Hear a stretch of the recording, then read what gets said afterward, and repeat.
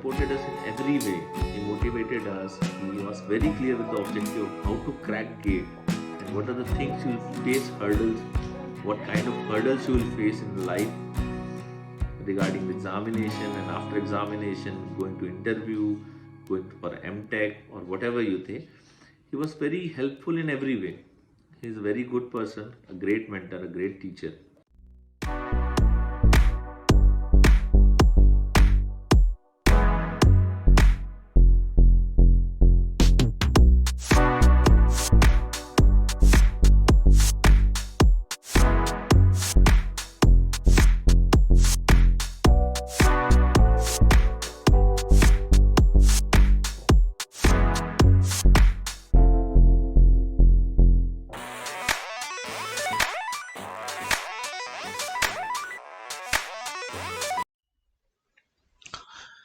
चलिए, in the last class we have discussed about fluid. क्या होता है फ्लूइड? जो फ्लो हो सकता है. ठीक बात है. आगे क्यों होता है कंटिन्यूअस डिफॉर्मेशन?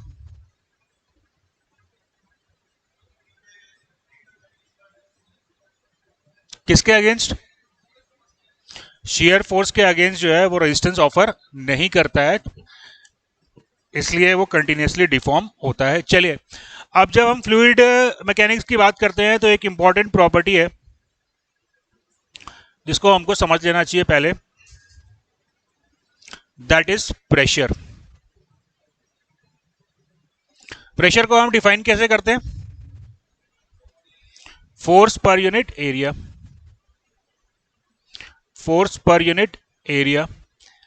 तो प्रेशर का जो यूनिट मेरे को मिलेगा, ऐसा unit, that is Newton per metre square, या इसको हम रिप्रेजेंट करते हैं पास्कल से. Right?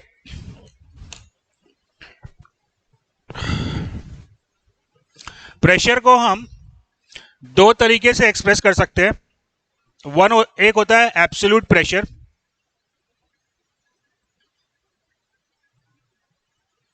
which is the sum of gauge pressure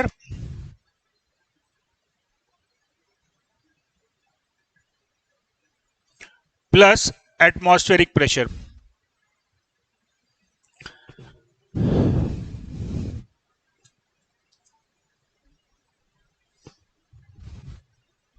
gauge pressure plus atmospheric pressure.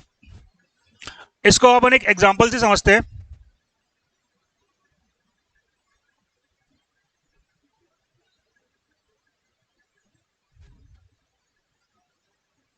ये एक टैंक है. टैंक में 3 मीटर वाटर भरा हुआ है. राइट? तो टैंक के पॉइंट ए पे कितना प्रेशर होगा?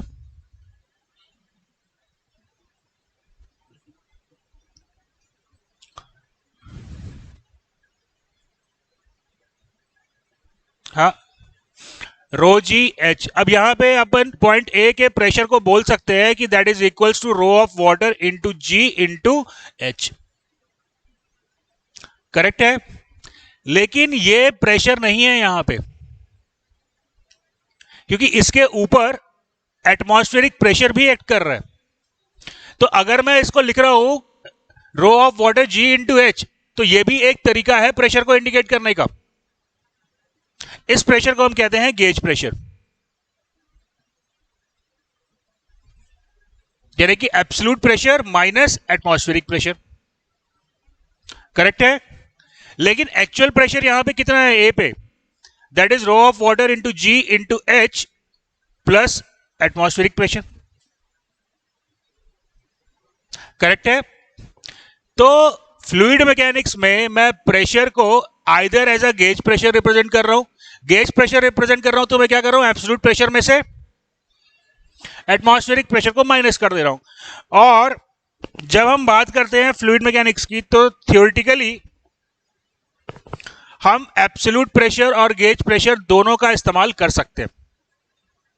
एब्सोल्यूट प्रेशर और गेज प्रेशर दोनों का इस्तेमाल कर सकते हैं. लेकिन दोस्तों याद रखो, इन fluid mechanics in fluid mechanics,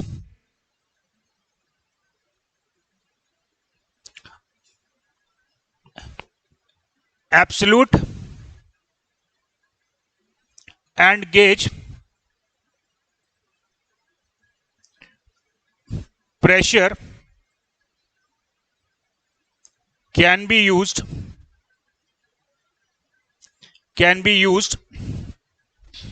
but it is more convenient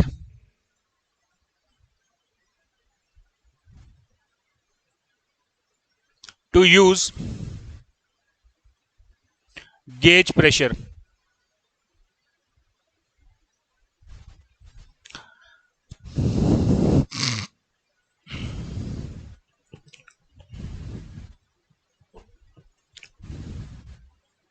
तो फ्लूइड मैकेनिक्स में आप एब्सोल्यूट प्रेशर और गेज प्रेशर दोनों का इस्तेमाल कर सकते हो, लेकिन ये कन्वीनियंट है कि आप फ्लूइड मैकेनिक्स में गेज प्रेशर का इस्तेमाल करो।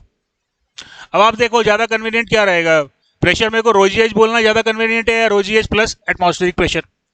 अब एटमॉस्फेरिक प्रेशर चूंकि हर जगह पे एक्ट कर रहा है तो वो अल्टीमेटली जाके कैंसिल आउट हो जाना ही वाला है, लेकिन अननेसेसरी मेरी कैलकुलेशन को वो लेंदी कर रहा है। तो फ्लूइड मैकेनिक्स पे जब हम प्रॉब्लम सॉल्व कर रहे हैं तो we should go for the gauge pressure.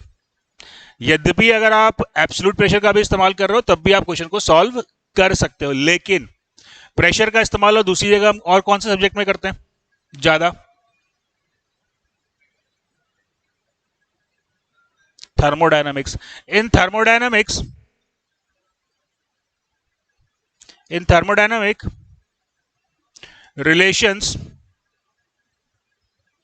only absolute pressure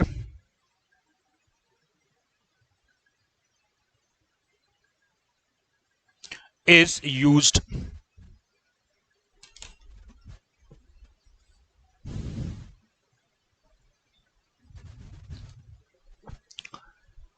तो ये बात ध्यान रखो कि थर्मोडायनामिक्स में जब भी आप प्रॉब्लम सॉल्व करोगे वहां पे आपके पास ऑप्शन नहीं है, you have to use the absolute pressure. और फ्लूइड मैकेनिक्स में आप दोनों प्रेशर का इस्तेमाल कर सकते हो, लेकिन एडवाइजेबल है कि आप गेज प्रेशर का इस्तेमाल करो ताकि आपका कैलकुलेशन का वर्क रिड्यूस हो जाता है। चलिए, अब प्रेशर को का एसआई यूनिट हमने देख लिया क्या होता है। एसआई यूनिट ऑफ प्रेशर क्या होता है,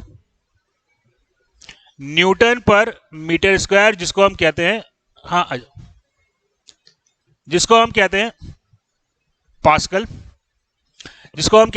पास्कल, करेक्ट है। लेकिन प्रेशर को एक्सप्रेस करने के और भी बहुत सारे तरीके होते हैं। नॉर्मली जब मैं मैकेनिकल इंजीनियरिंग की बात करता हूं तो प्रेशर को हम पास्कल में रिप्रेजेंट नहीं करते हैं। क्यों नहीं करते हैं पास्कल में रिप्रेजेंट? क्योंकि पास्कल एक बहुत छोटी क्वांटिटी है प्रेशर की। तो नॉर्मली हम प्रेशर को रिप्रेजेंट करते हैं किलो पास्कल में। What is kilo pascal? 1 kilo pascal equals to 10⁻³ pascal. तो इसके अलावा हम प्रेशर को रिप्रेजेंट करते हैं बार में। 1 बार इक्वल टू 100 पास्कल, नहीं बेटा 100 किलो पास्कल और 10⁵ पास्कल, राइट। इसके अलावा हम इसको रिप्रेजेंट करते हैं एटीएम में, 1 atmospheric pressure, that is equals to 1.013 bar. 1.013 bar.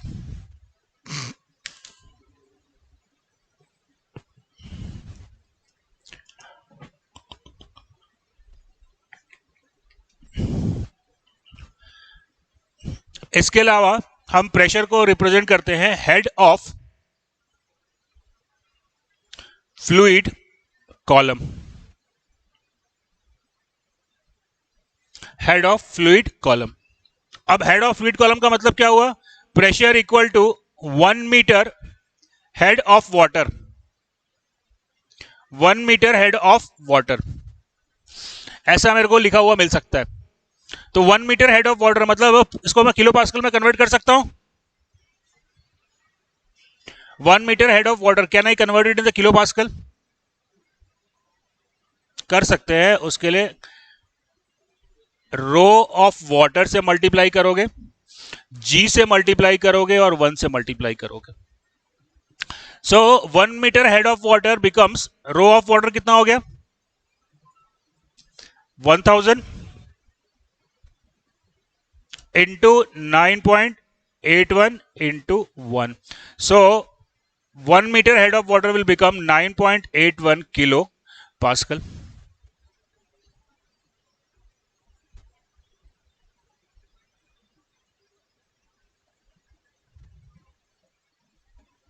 Is that clear?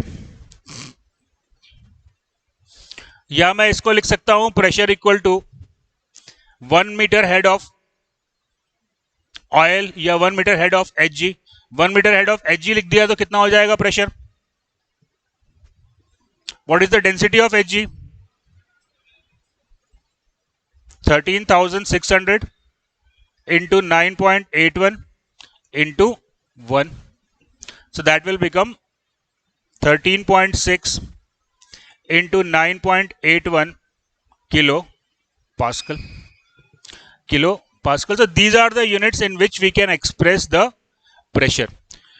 Commonly जो हम यूनिट यूज करते हैं प्रेशर को एक्सप्रेस करने के लिए वो किलो पास्कल में मैं आपको एडवाइस करूंगा कि किलो पास्कल में आपको एक्सप्रेस करना चाहिए प्रेशर को.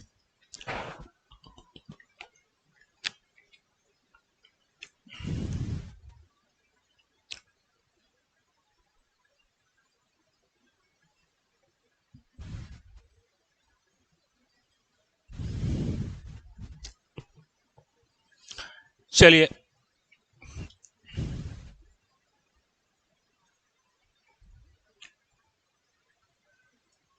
अदर प्रॉपर्टी होती है फ्लूइड की density. What is density?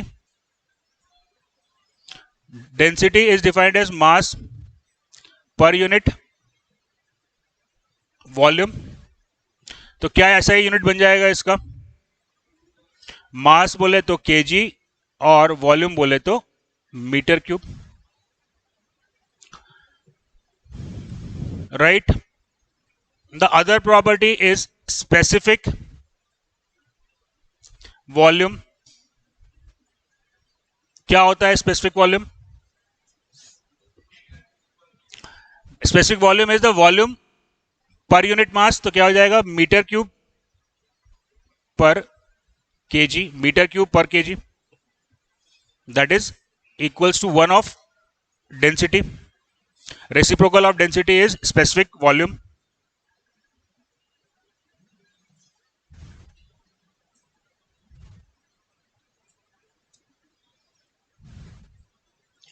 Then we define another term is known as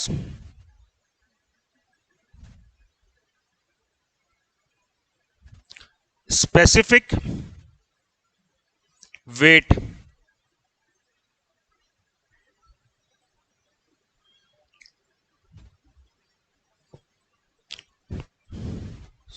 Specific weight is defined as weight per unit volume. Weight per unit volume. तो क्या फॉर्मूला बनेगा इसका?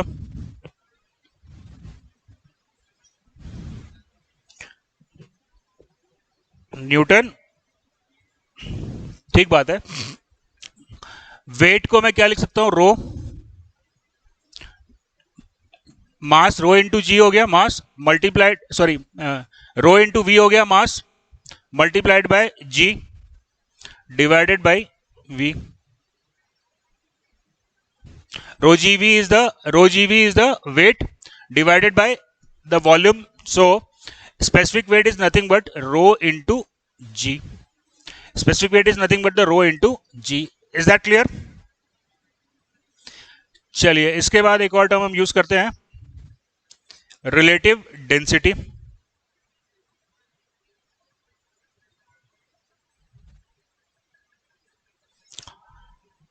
Relative density. Relative density is defined as density of the fluid. Density of the fluid to the density of standard fluid. Standard fluid for incompressible fluid,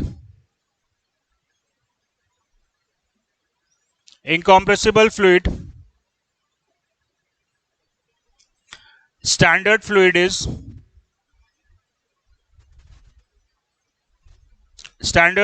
is water and density of water actually होता है 998, लेकिन इसको हम लगभग ले लेते हैं 1000 के बराबर। तो डेंसिटी ऑफ वाटर को हम ले लेते हैं 30। तो what is the relative density of mercury?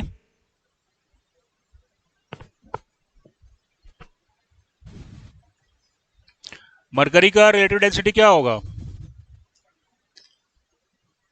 Relative density of Hg क्या हो जाएगा? Hg का डेंसिटी कितना होता है? 13,600 divided by the density of water by 1000, तो relative density of mercury is 13.6। Is that clear? चलिए,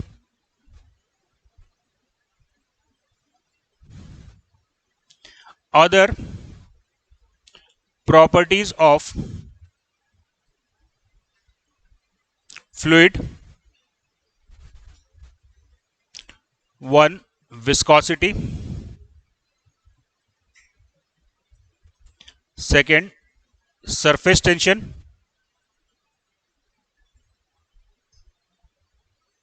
and third compressibility,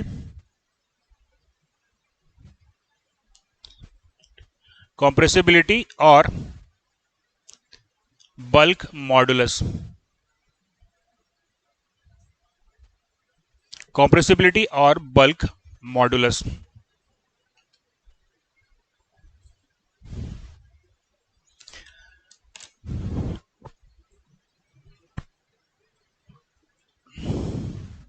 दोस्तों, हमने कल की क्लास में डिस्कस किया था कि फ्लूइड जो है वो शेयर फोर्स को रेजिस्ट नहीं करता है, लेकिन एक प्रॉपर्टी होती है विस्कोसिटी, जिसके वजह से वो शेयर फोर्स को रेजिस्ट करता है। सरफेस टेंशन एक प्रॉपर्टी होती है जिसकी वजह से certain amount of tensile force को भी फ्लूइड रेजिस्ट कर पाता है, और कॉम्प्रेसिबिलिटी के कारण ये कॉम्प्रेसिव फोर्स को रेजिस्ट करता है। तो सबसे पहले हम देखते हैं कि what is viscosity. Viscosity, how do you define viscosity? Viscosity is the resistance against flow. Viscosity is the resistance against flow.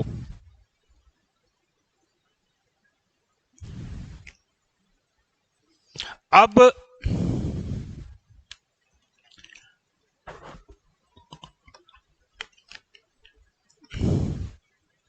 ये रेजिस्टेंस अगेंस्ट फ्लो होता क्यों है, इसको जानने के लिए अब मेरे को जाना पड़ेगा एटॉमिक लेवल पे।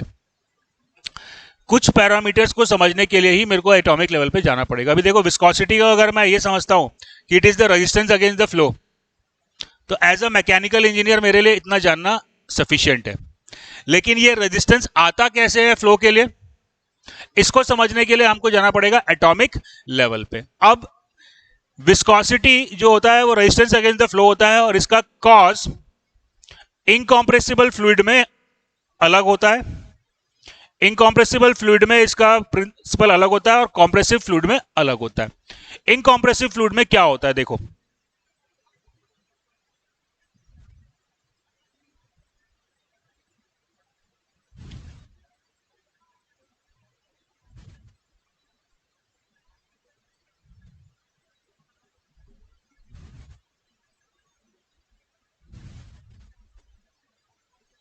इनकॉम्प्रेसिबल फ्लूइड में क्या कॉज है, क्या कारण है विस्कोसिटी का, वो अपन समझते हैं। ये एक लेयर है, ये एक लेयर है जो कि स्टैटिक है, करेक्ट है। अब मैं इसके ऊपर एक लेयर लगा देता हूं, एक और प्लेट रख देता हूं। एक स्टैटिक प्लेट है और इसके ऊपर हमने एक प्लेट रख दी जिसको हम v वेलोसिटी से मूव करना चाहते हैं, राइट। अब रेजिस्टेंस अगेंस्ट द फ्लो का मतलब यह हुआ कि क्या बिना किसी रुकावट के जो ऊपर वाली प्लेट है वो मूव करेगी, या इसको मूव करने के लिए हमें फोर्स लगाने की जरूरत पड़ेगी।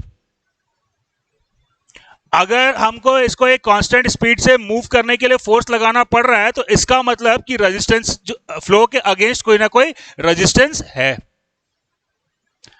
मान लो, देखो क्या होगा, अगर मैं इस प्लेट को v वेलोसिटी से मूव करते रहना चाहता हूं, तो मान लो इस प्लेट को मैंने v वेलोसिटी दे दी। अब ये वाली लेयर जो है वो तो स्टैटिक है, और ये एटम के बीच में क्या कोई फोर्स लगेगा?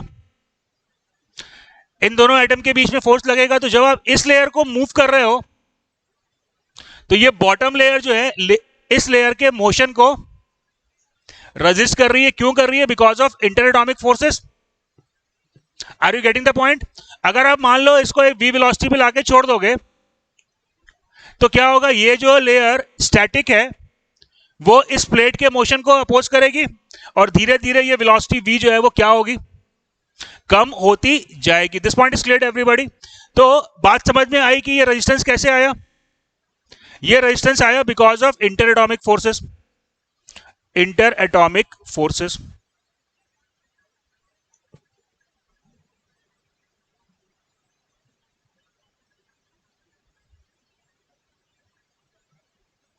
राइट बच्चों? अब गैस में देखो क्या होता है। गैस में इंटर एटॉमिक फोर्सेस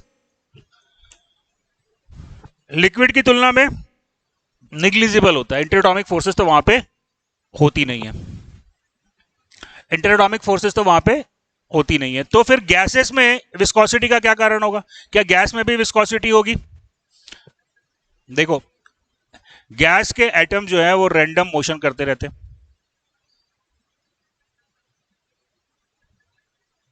अब इस लेयर को, अपर लेयर को आप v वेलोसिटी से मूव करना चाह रहे हो, करेक्ट है? तो बेटा ये अपर लेयर का जो एटम होगा ये तो v वेलोसिटी पे चला जाएगा, और ये जो एटम है जो कि प्लेट के कांटेक्ट में नहीं है वो भी तो मोशन करता रहता है, random motion with negligible velocity. मान लो कि ये लगभग 0 वेलोसिटी पे है और ये v वेलोसिटी पे। अब क्या होगा, ये दोनों एटम आपस में टकराएंगे। टकराएंगे कि नहीं? क्योंकि गैस के एटम से हम रैंडम मोशन करते रहते हैं। तो जब ये टकराएगा तो इसके पास v वेलोसिटी थी और इसकी वेलोसिटी लगभग 0 थी। तो ये वाला एटम जब स्ट्राइक करेगा तो इसकी v वेलोसिटी को क्या करेगा? रिड्यूस करेगा, मोमेंटम ट्रांसफर होगा। करेक्ट है? तो यहां पे जो कॉज ऑफ विस्कोसिटी है that is known as interatomic momentum transfer. Interatomic momentum transfer.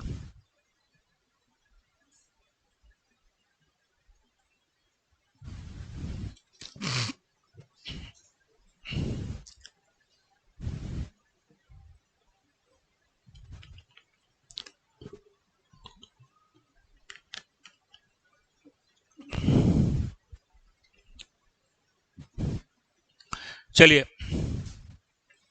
Viscosity in liquid is due to the, काय के लिए कारण होती है? इंटर एटॉमिक फोर्सेस और cohesive forces. Interatomic force को हम क्या कहते हैं? Cohesive force. Viscosity in liquid is due to the inter atomic forces. Inter atomic forces known as cohesive forces. Cohesive forces. And in gases viscosity का कारण क्या है? is due to the interatomic momentum transfer. अब ये इंटरएटॉमिक momentum transfer हो क्यों रहा है? क्योंकि एटम्स आपस में कोलाइड कर रहे हैं। करेक्ट है? अब इसमें एक और इंपॉर्टेंट क्वेश्चन बनता है, effect of temperature, effect of temperature on viscosity. बताइए जी, क्या असर पड़ेगा, आप बताइए। हाँ, बढ़ेगा। क्यों बढ़ेगा बेटा? बढ़ेगा, ठीक बात है।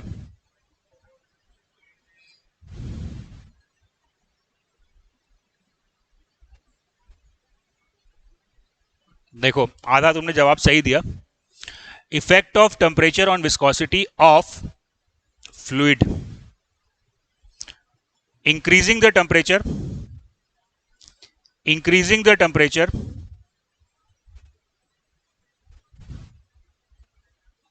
viscosity will decrease, viscosity will decrease। कारण,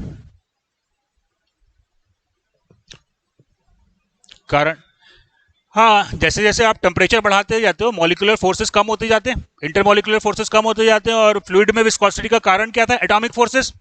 तो जब आप टेम्परेचर बढ़ाओगे तो वो एटॉमिक फोर्स कम होगा, यानी कि विस्कोसिटी कम हो जाएगी। क्लियर हुआ ये बात? In gases viscosity increases, viscosity increases due to increase in temperature, due to increase in temperature। बात समझ में आ गई? क्यों गैस में बढ़ेगा? क्यों बढ़ेगा गैस में? क्यों बढ़ेगा गैस में? गैस में बढ़ेगा क्योंकि जैसे ही आप टेम्परेचर बढ़ाओगे गैस के एटम्स का रैंडम मोशन इंक्रीज होगा, और रैंडम मोशन इंक्रीज होगा तो विस्कोसिटी गैस में बढ़ेगी, लिक्विड में कम होगी। This point is clear everybody? समझ में आई ये बात? चलिए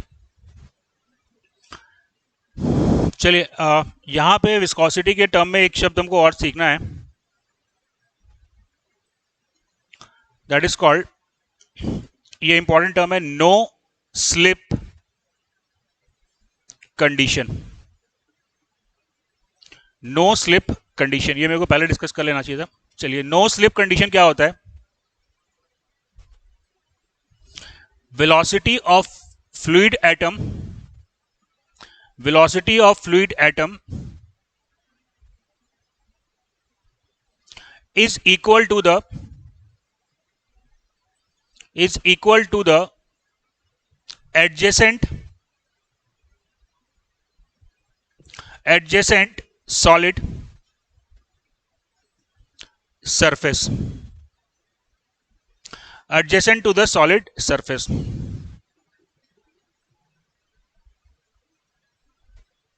जो विस्कोसिटी का हमने कॉन्सेप्ट समझा था,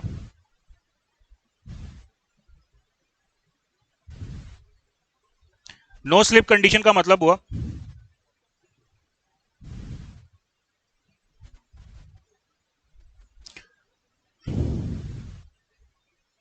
what is the velocity of layer 1?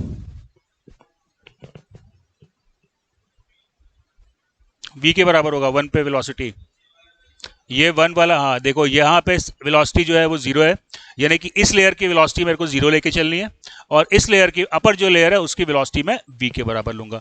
यानी कि फ्लूइड की वेलोसिटी हम किसके बराबर लेंगे?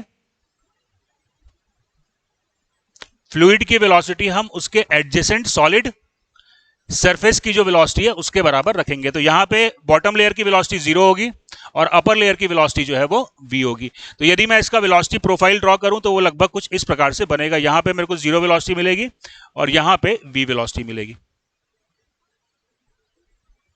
बाकी लेयर की वेलोसिटी 0 और v के बीच में होगी। That is called no slip condition, right?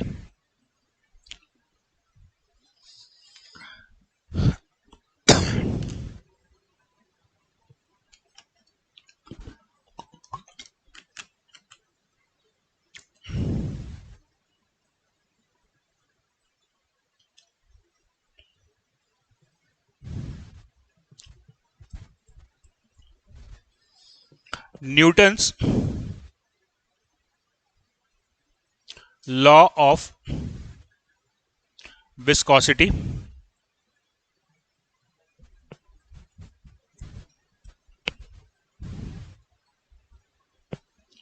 shear stress is proportional to rate of shear strain।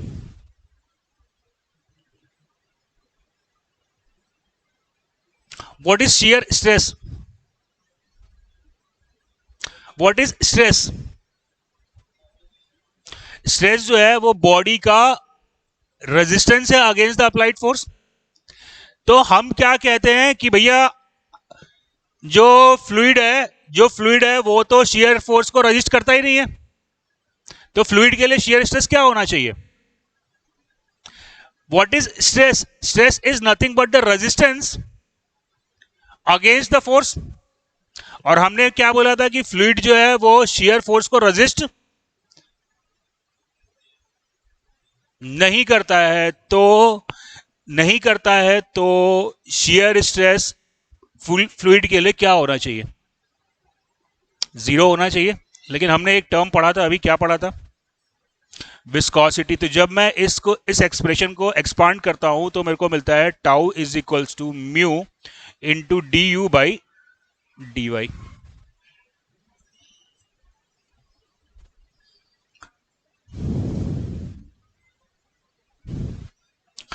where mu is known as dynamic viscosity, या इसको हम कहते हैं एब्सोल्यूट विस्कोसिटी, या फिर हम इसको कहते हैं कोफिशिएंट ऑफ विस्कोसिटी। तो बच्चों अगर ये म्यू 0 हो जाए तो क्या होगा? अगर ये म्यू 0 हो जाए तो बॉडी कोई भी शियर स्ट्रेस इंड्यूस नहीं करेगी। स्ट्रेस इंड्यूस नहीं करेगी यानी कि शियर फोर्स को रेजिस्ट नहीं करेगी, राइट? तो फॉर आइडियल फ्लूइड क्या होगा? फॉर आइडियल फ्लूइड क्या होना चाहिए? एक आइडियल फ्लूइड वो होता है जो कोई शियर रेजिस्टेंस ऑफर ना करे। तो कब ऑफर नहीं करेगा? व्हेन म्यू जो है वो 0 हो जाएगा।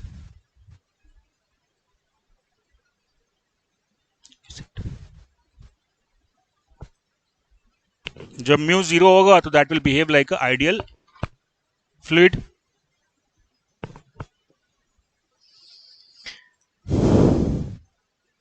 राइट, चलिए let's find out the SI unit of viscosity. Tau is equal to क्या है? Mu d u by d y. So let's find out the SI unit of mu. Let's find out the SI unit of mu.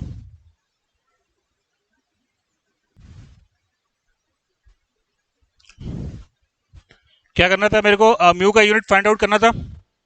तो tau का unit क्या होगा?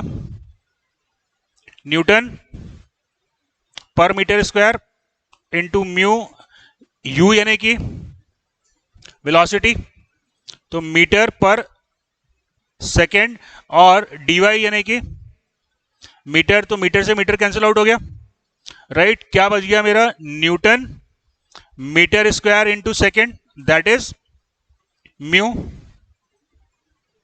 Is that clear? तो mu का जो SI unit है that is newton second per metre square, sorry हाँ, per metre square, और दैट इज इक्वल्स, इसको हम लिख सकते हैं पास्कल सेकेंड, राइट? इसको हम लिख सकते हैं पास्कल सेकेंड। लेकिन पास्कल सेकेंड एक्चुअली बहुत बड़ा यूनिट होता है। तो नॉर्मली जब आप क्वेश्चन सॉल्व करते हो, pascal second is a big unit. Pascal second जो है वो बड़ा यूनिट होता है, इसलिए हम पास्कल सेकेंड का इस्तेमाल नहीं करते। 1 पास्कल सेकेंड याद रखिएगा, याद रखना पड़ेगा। 1 pascal second equals to 10 poise.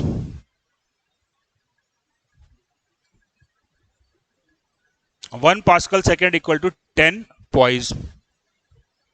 अब पॉइज भी एक बड़ा यूनिट ही होता है, तो पॉइज की जगह हम यूज करते हैं सेंटी पॉइज। तो 1 पॉइज इक्वल टू क्या होगा? 1 poise equal to 100 senti poise,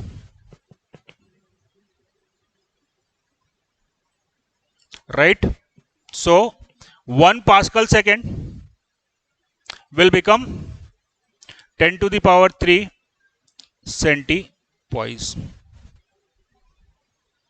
1 Pascal second becomes 10 to the power 3 centipoise.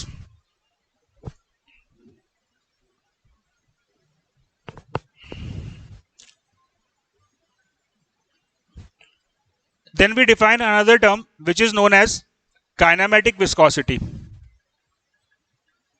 Kinematic viscosity. Kinematic viscosity को हम न्यू से रिप्रेजेंट करते हैं and it is dynamic viscosity divided by the density. Dynamic viscosity divided by the density. Let's find out its SI unit.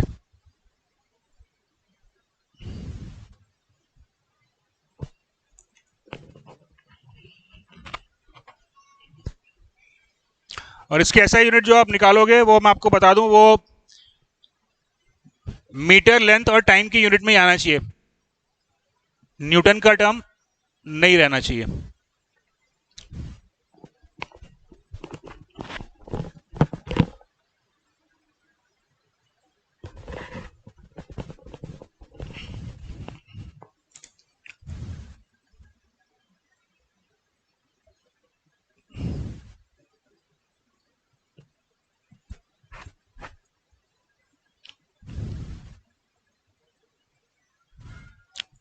You have to find out the SI unit of kinematic viscosity. Second, arrange the pressure in ascending order. Ascending order. First, 10 millibar.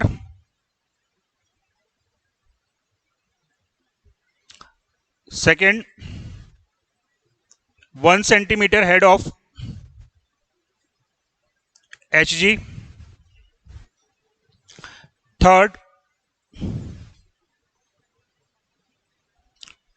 0.1 kilopascal. Fourth, 0.02 atm. And fifth,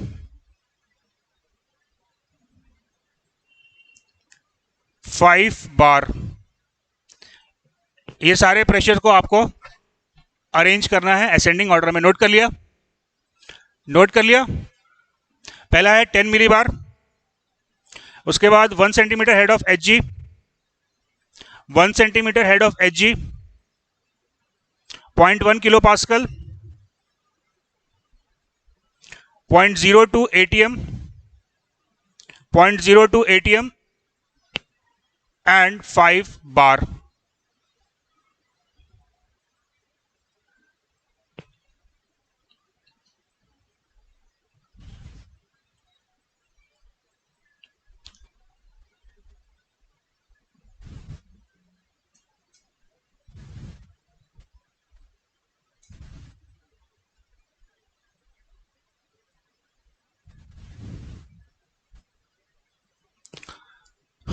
Determine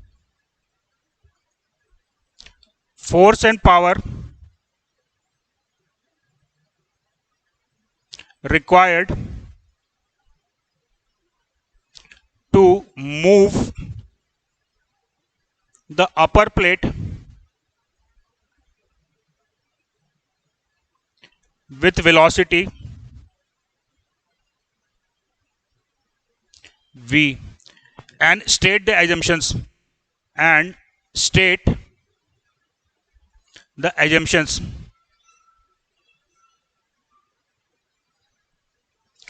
upper plate को we velocity पे move करने के लिए कितना force लगाना पड़ेगा ये आपको कैलकुलेट करना है, और ये कैलकुलेशन करने के लिए क्या क्या आपने एजम्पशन लिखे हैं वो भी आपको स्टेट करने हैं. Right? So let's try to solve these questions.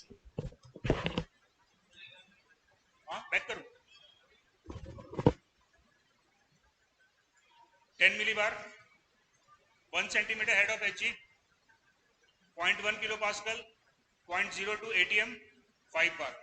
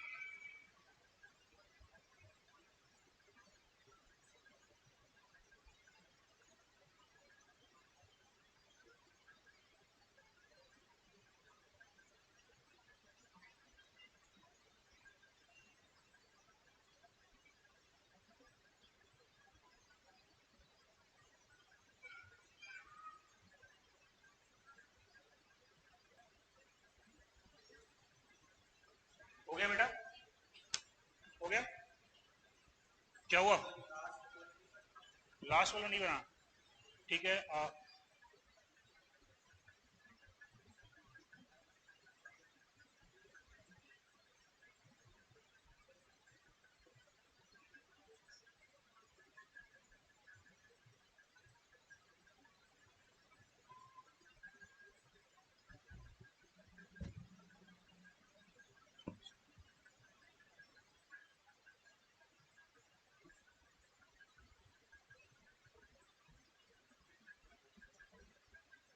SI unit क्या है इसका? आ गया सबका? चलिए निकाल लेते हैं एक बार फटाफट अपन। पहला न्यू मेरे को दिया हुआ है kinematic viscosity divided by density. ठीक है, तो इसको मेरे को क्या करना है, एमएलटी के टर्म में कन्वर्ट करना है। म्यू क्या होता है? Pascal second, right. Pascal second यानी कि newton second metre square. Newton को अपन क्या लिख सकते हैं एमएलटी के टर्म में? M L T minus two, second यानी कि टी, और मीटर स्क्वायर यानी कि एल स्क्वायर। तो म्यू का यूनिट में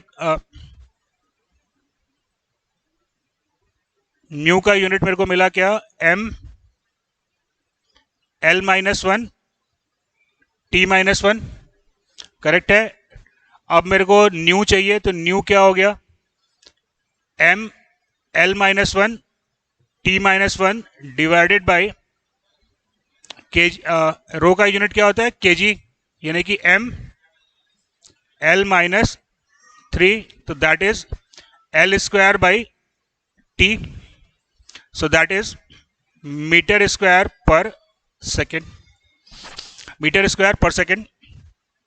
again metre square per second is a large unit, is a large unit. तो मीटर स्क्वायर पर सेकेंड को हम रिप्रेजेंट करते हैं, मीटर स्क्वायर पर सेकेंड की जगह हम यूज करते हैं stoke, and 1 metre square per second equal to होता है 10 to the power 4 stokes. Again stoke is the large unit, तो स्टोक की जगह पे हम यूज करते हैं centistoke. 1 stoke equal to 100 centistoke, so 1 metre square second will become 10 to the power 6 centi stoke. Is it clear? कोई दिक्कत, कोई समस्या, कोई परेशानी?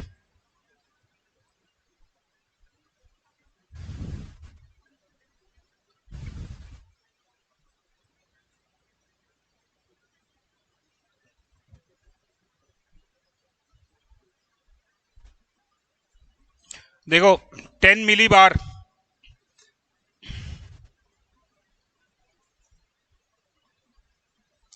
सारे यूनिट को अपन का एक काम करते हैं, कन्वर्ट कर लेते हैं किसमें? किलो पास्कल में। तो पहला है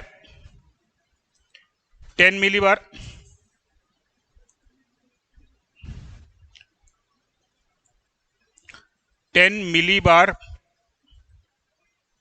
मिली बार यानी कि क्या हुआ? 10 to the power minus 3 bar into 10 into 100। आई बात समझ में? तो ये हो गया आपका 1 kilo pascal. Is it clear? तो पहला आया 1 किलो पास्कल, सेकेंड है 1 centimetre of H G. 1 centimetre of H G क्या हो जाएगा? 13.6 किलो पास्कल में करना है, इसलिए मैं डायरेक्टली 13.6 लिख लिया। 9.81 इंटू 0.01 कितना आया? 1.364 kPa, राइट। इसके बाद है आपका 0.1 kPa, तो वो तो दिया ही है 0.1 kPa में, कोई दिक्कत नहीं है, 0.1 kPa हो गया। फोर्थ है आपका 0.02 ATM, so that is 0.02 into कितना 101.3 kilo pascal, so that is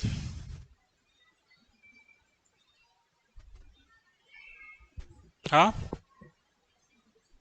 2.02 kPa, right. और लास्ट में है 5 बार, तो 5 बार हो गया 500 किलो पास्कल। 500 किलो पास्कल, तो अगर अपन अरेंज करें तो सबसे छोटी यूनिट मेरे को मिल रही है क्या, थर्ड जो है सबसे छोटा है, थर्ड के बाद आपका 1 kPa, 1 kPa के बाद 1.364 kPa, then 2.02 kPa and then 500 kPa। Is that clear? बन गया ये सवाल? चलिए,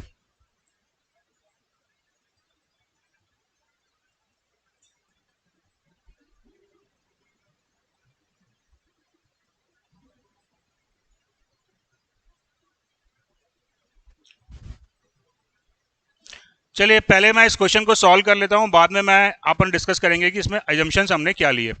ये डिस्टेंस आपको दिया था h, इस प्लेट को v वेलोसिटी से मूव करना है। क्यों मूव करने के लिए फोर्स लगाने की जरूरत है? हाँ, शियर स्ट्रेस जीरो नहीं है, तो शियर स्ट्रेस कितना आ रहा है, mu d u by d y, right. D u क्या हो गया, v माइनस जीरो, तो that is mu v minus zero, और dy की जगह क्या लिखूंगा मैं, h, करेक्ट है। टाउ आ गया, तो फोर्स कितना आएगा, tau into area of the plate. Am I clear? तो that will become mu v a by h, right. Power क्या आएगा, फोर्स इंटू वेलोसिटी। तो क्वेश्चन तो बहुत सिंपल था। अब मेरे को आप ये बताओ कि एजम्पशंस क्या क्या लिए हो आप यहां पे। हाँ, शेयर स्ट्रेस जीरो नहीं है, हाँ ठीक है। देखो बेटा, सबसे पहले तुमने क्या किया, तुमने फॉर्मूला लगाया tau equal to mu d u by d y. सबसे पहले आपने इस फॉर्मूले को यूज किया। इस फॉर्मूले को यूज करने के लिए कोई कंडीशन थी, न्यूटेनियन फ्लूइड होना चाहिए। तो पहला एजम्पशन आपने क्या लिया, Newtonian fluid. Am I clear? बात समझ में आ रही है? देखो ये relation tau equal to mu d u by d y जिस फ्लूइड के लिए वैलिड होता है उसको हम क्या कहते हैं, न्यूटेनियन फ्लूइड। तो आपने ये रिलेशन का इस्तेमाल किया, तो आपने पहले क्या एजम्पशन ले लिया कि it is a Newtonian fluid. Clear हुआ ये एजम्पशन? इसके बाद क्या एजम्पशन लिया आपने,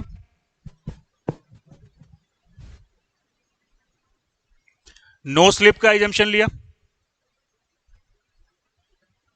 आपने यहां की वेलोसिटी v और यहां की वेलोसिटी जीरो ली, यानी कि आपने नो स्लिप का एजम्पशन लिया। क्या आपने और भी कोई एजम्पशन लिया,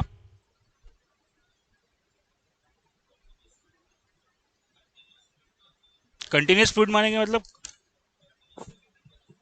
क्या,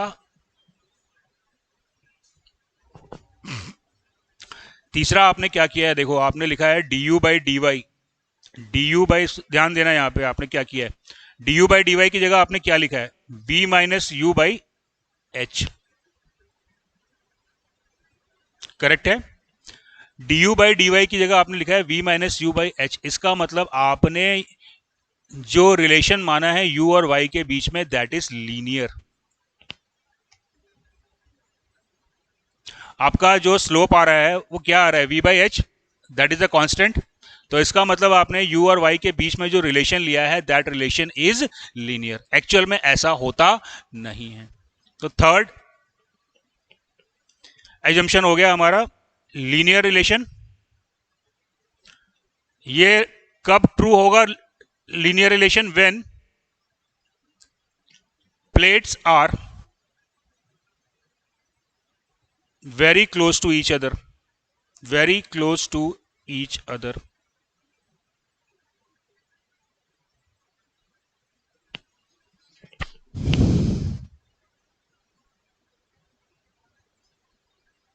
नहीं आई बात समझ में? मैं समझा देता हूं आपको फिर से एक बार। देखो, आपने जो रिलेशन लिया है वो आपने क्वेश्चन को सॉल्व करने के लिए लीनियर लिया है, लेकिन अभी अपन आगे की क्लास में जब लैमिनार फ्लो में अपन जाएंगे तो अपने को पता चलेगा कि ये रिलेशन लीनियर नहीं है, दैट इज पैराबोलिक। लेकिन जब भी आप गेट में क्वेश्चन सॉल्व करते हो आप लीनियर लेके सॉल्व कर लेना। उसका कारण क्या है? देखो, पैराबोलिक है मतलब कैसे ड्रॉ होगा?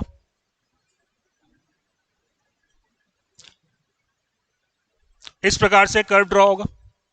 लेकिन अगर प्लेट्स बहुत बहुत पास में हो तो इस पैराबोला को अपन क्या कर सकते हैं? एक स्ट्रेट लाइन से रिप्रेजेंट कर सकते हैं कि नहीं? अगर लाइन प्लेट्स बहुत क्लोज हो तो पैराबोलिक का इफेक्ट जो है वो लीनियर जैसा ही होगा। अगर आप किसी भी कर्व को बहुत स्मॉल डिस्टेंस पे लो तो उसको अपन एक स्ट्रेट लाइन से रिप्रेजेंट कर सकते हैं। तो एक्चुअली ये कर्व जो है वो पैराबोलिक है, लेकिन अगर इन दोनों प्लेट्स का डिस्टेंस कम होगा तो it can be consider as a linear. Am I clear? तो अभी जो डिस्कस किया है वो क्लियर है? कोई दिक्कत, कोई समस्या, कोई परेशानी? हर फ्लूइड के लिए म्यू इक्वल हर फ्लूइड के लिए tau equal to mu dv by dy होता है। हाँ, न्यूटेनियन फ्लूइड के लिए ही tau is equal to mu d by d y होता है। बाकी नॉन न्यूटेनियन फ्लूइड भी होते हैं, वो अपन आने वाली क्लास में डिस्कस करेंगे। तो अभी जो डिस्कस किया है वो क्लियर है? कोई दिक्कत, कोई समस्या, कोई परेशानी? चलिए ठीक है, फिर कल करते हैं डिस्कस। आपका नाम क्या है?